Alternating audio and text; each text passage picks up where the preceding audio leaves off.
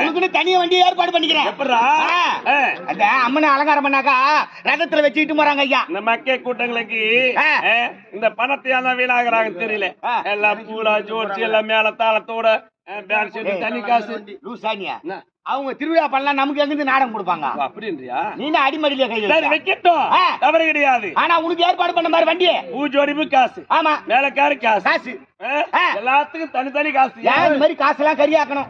ஆனா உனக்கு வண்டி ஏற்பாடு பண்ணிக்கிற பாரு, அதெல்லாம் செலவே கிடையாது. ஆமா, அதுல அந்த அம்மனே உட்காந்துக்கிட்டு தான் வரும். நீ ஹாயா படுத்துக்கிட்டு வரலாம்.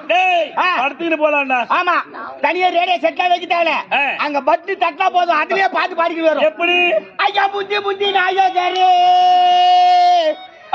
புத்தி நாயகரே, முக்கான மகனே, அந்த கண்ணனுக்கு முன் பிறந்த கணபதி இருந்தார்.